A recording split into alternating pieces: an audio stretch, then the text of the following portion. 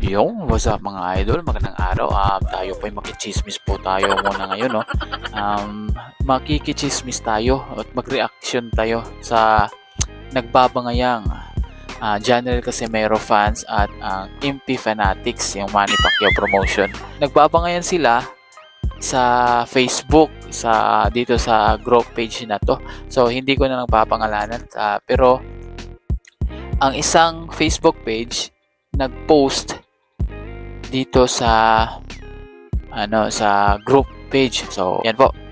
Pero bago yan mga idol, kung kayo bago lang dito napadpad sa akin channel, sana po pakiclick po yung like, share, and subscribe. Samahan nyo na din ng notification bell button.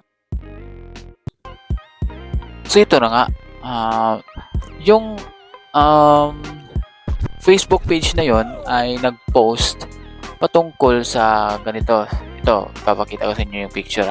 Ito sabi dito, mga pambato ng Pilipinas, si Astrolabio, si Sultan, si Tapales, si Martin, at si Jerwin Angahas. So, yun, parang may pinariringgan siguro siya, kaya nag-react yung isang Janel Casimero fans.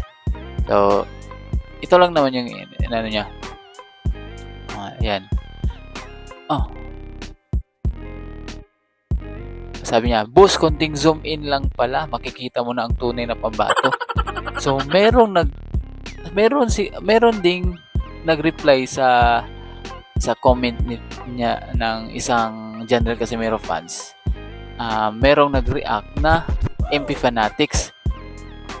Hindi ko lang siguro, hindi naman MP Fanatics, pero baka lang or baka haters lang talaga siya ni Janel Casimero. Ito yung sabi niya. Casimero is out, hopeless in boxing. So, yan yung sinabi niya. Pero, nakita ko na real talk siya ng Janel Casimero fans. Ito yung sabi ng Janel Casimero fans. And you're being na real talk. So, sa pagkakaintindi ko, no, na real talk ang itong Casimero haters, na real talk po siya kasi totoo na biktima lang talaga si Janel Casimero Biktima siya so hindi ko man masabing diktador. So ito, babasahin ko lang, dictatorship. So parang gano'n na nga, parang diktador kasi hindi makamove on yung side ng nila ni yung dati niyang promoter, hindi makamove on.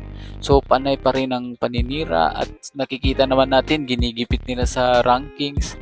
Nakikita din natin na sa tuwing may dati yung si Masayuki ito, dati kung may ikakasa siyang laban na malaking laban. So tao pala yon ni Sean Gibbons, kahit number 2 na yun si Janel Casimero, number 2 na sa rankings, at kanyang gustong kuhanin kalaban si Luis Neri, pero hindi pa rin pinalagan. Hindi pumalag si Neri, kahit number 2 na yun si Janel Casimero noon sa WBC, kasi ang may hawak kay Luis Neri ay si Sean Gibbons.